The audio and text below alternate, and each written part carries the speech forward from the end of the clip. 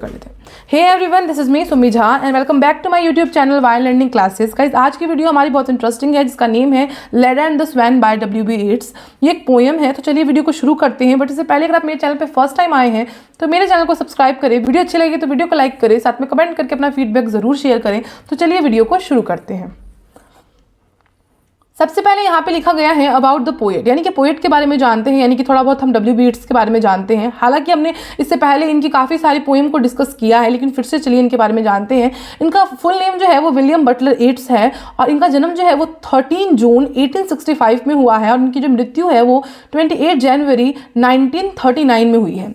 ये एक Irish poet हैं, ड्रामेटिस्ट हैं, राइटर हैं and one of the foremost figure है, यानी कि बहुत फेमस फिगर है कह सकते हैं 20th century literature, English literature की। And he was awarded the 1923 Nobel prize in literature, और उनको 1923 में जो है वो नोबेल प्राइज से सम्मानित किया गया था लिटरेचर में। एंड हिज पोएट्री, इनके कुछ पोएट्रीज का नाम लिखा गया है, specially the wild swans at Coole 1919 में, Michael Roberts and the dancer 1921 में, द टावर 1928 में, the winding stair and the other poems 1933 में, the last poems and plays 1940 में, made him one of the outstanding and most influential 20th century poets writing in English. और इन्हीं सब चीज़ों ने इनको जो है सबसे ज़्यादा फेमस, आउटस्टैंडिंग जो है, इन्फ्लुएंशियल जो है वो क्या बनाया, पोएट बनाया है 20th सेंचुरी का इंग्लिश लिटरेचर में। और इसके आगे हम इंट्रोडक्शन देखते हैं। अब ये पोएम जो है लेडा एंड द स्वैन, इसका इंट्रोडक्शन देखते हैं। इन हिज पोएम, इस पोएम में Leda and the swan William Butler Yeats ने लिखा है और बताया है, क्लासिक ग्रीक मिथ बताया है एक लेडा के बारे में। लेडा कौन थी? एक ह्यूमन विमेन थी, यानी कि लेडा कोई, हम ये नहीं कहेंगे कि कोई किंग क्वीन थी या कोई मतलब बोलते हैं ना कोई, क्योंकि यहाँ पे स्वैन है, स्वैन एक पक्षी का ना यहाँ पे जिक्र किया गया है, तो ये नहीं सोचना है कि लेडा भी कोई पक्षी थी, नहीं। लेडा जो है एक ह्यूमन विमेन थी and is impregnated by the god Zeus while he is in the form of a swan। अब जो स्वैन है वो कौन था? वो एक्चुअल में कोई रियल स्वैन नहीं था, वो गॉड Zeus थे जिन्होंने स्वैन का रूप लेकर के लेडा के साथ जो है वो रेप किया था और उसको जो है वो प्रेग्नेंट किया था। This conception result in the birth of Helen of Troy, और इसी सबसे किसका जन्म हुआ था? Helen of Troy. जब वो प्रेग्नेंट हुई तो उनको एक बच्चा हुआ जिनका नाम था Helen of Troy, who grows up to cause the legendary Trojan war. और उनके ग्रो होने के बाद जो है एक कोज बना, यानी कि एक कारण बना एक बहुत लेजेंडरी ट्रोजन वॉर होने का। जैसे कि हम लोग जानते हैं वो वॉर जो है वो बहुत ज़्यादा खतरनाक वॉर हुआ था, बहुत भारी वॉर हुआ था, तो वो सब चीज़ें होने के बाद ही हुआ था। An event that in turn becomes the catalyst for the golden age of Greece and the dawn of modern history. In his arresting retention of the myth, Yeats uses the traditional sonnet form to new ends, capturing the powerful forces by which history is made and the human impact of fate, violence and indifference। तो यही सब चीज़ों को बताने के लिए जो W.B. येट्स है, इन्होंने ये जो पोएम को लिखा था लेडा एंड स्वैन, ताकि सब लोग जो है वो जान सके इस मिथ को जो है वो एक अलग तरीके से, मॉडर्न तरीके से जो है वो उन्होंने क्रिएट किया था। एंड ट्रेडिशनल सोनेट है, ये एक सोनेट तरीके से लिखा गया था, 14 लाइन्स की सोनेट है। तो चलिए इस वीडियो को शुरू करते हैं, इस समरी को देखते हैं आखिर ये पोएम में है क्या। तो चलिए नेक्स्ट पेज पे, Leda and the swan summary.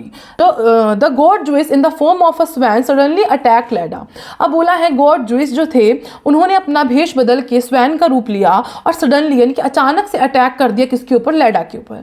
Striking her with her enormous wings, और उसको जो है खूब जोर से जो है वो किससे पकड़ लिया? अपने इनॉर्मस, यानी खूब सुंदर से जो पंख होते हैं ना, क्योंकि यूजुअली जो बर्ड्स होते हैं उनके पंख काफ़ी ज़्यादा जो है अट्रैक्टिव होते हैं, इनॉर्मस होते हैं, तो उसी से उसको जो है वो खूब जोर से पकड़ लिया।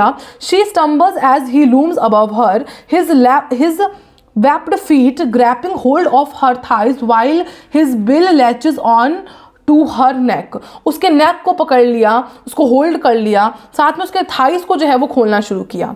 She is overpowered upright only because Zeus is holding her up। वो जो है कहीं ना कहीं बहुत ओवरपावर्ड हो चुकी थी, Zeus ने उसको जो है बहुत टाइटली Zeus ने जो है उसको काफ़ी टाइटली होल्ड कर लिया था। एंड प्रेसिंग देयर बॉडीज, और उसके बॉडी को जो है वो प्रेस करना यानी कि दबाना शुरू कर दिया था। क्लोज टुगेदर, उसको अपनी तरफ खींचा और उसके क्लोज जाना शुरू कर दिया, उसको अपने यानी कि जो स्वैन है और जो लैडा है एक दूसरे को के काफ़ी क्लोज टुगेदर आ चुके थे। इज़ देयर एनी वे लैडा, यानी कि लैडा के पास कोई वे नहीं बचा था अपने आप को प्रिवेंट करने का। काफ़ी उसने कोशिश की लेकिन उसको कुछ समझ नहीं आ रहा था कि वो अब करे क्या। And the god from parting her thighs and raping her, और उसमें क्या हुआ कि उसका जो थाइज को खोल के रेप करना जो है स्वैन ने स्टार्ट कर दिया।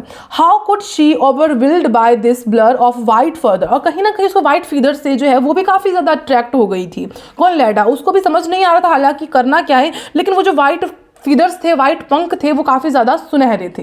Keep from feeling the alien heartbeat, उसका हार्ट बीट काफ़ी ज़्यादा बढ़ चुका था उसके ऊपर जब अटैक हुआ था, उसको जब प्रेस किया जा रहा था।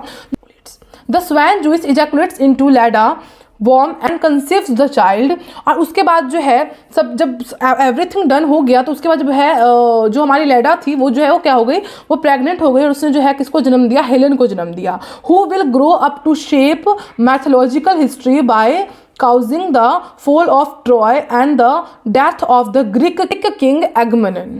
बाद क्या होता है कि किसका जन्म होता है? हेलन का जन्म होता है, और जब वो ग्रो होती है तो वही एक हिस्ट्री बन जाता है, इतिहास बन जाता है एक बहुत बड़ा वॉर का, जिसमें जो है वो ग्रीक किंग का मृत्यु हो जाता है, यानी कि डेथ हो जाता है, जिसका नाम किंग एगमेम्नन होता है।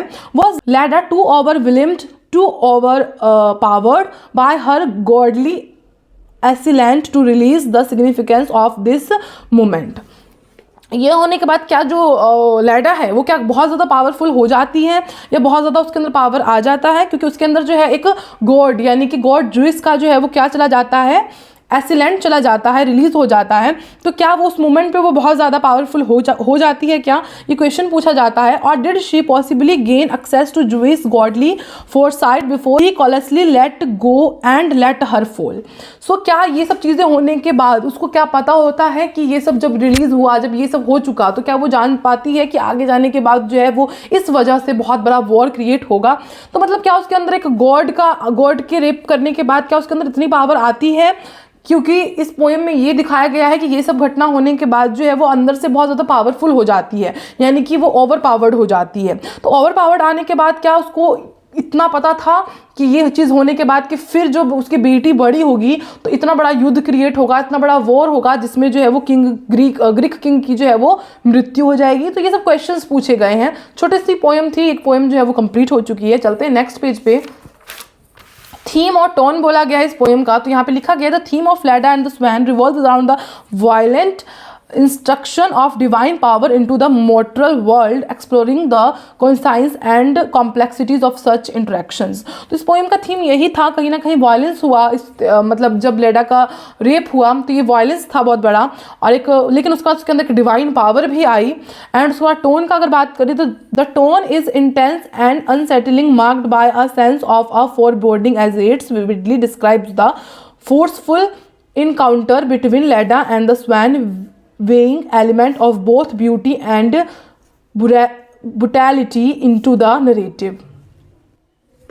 जो टोन था वो बिल्कुल इंटेंस है, सटल नहीं है, और इसमें जो जितना भी सेंस था वो यही था, दोनों के बीच में जो भी हुआ वो वायलेंस प्लस डिवाइन पावर दोनों था, ब्यूटी प्लस ब्रुटैलिटी दोनों था।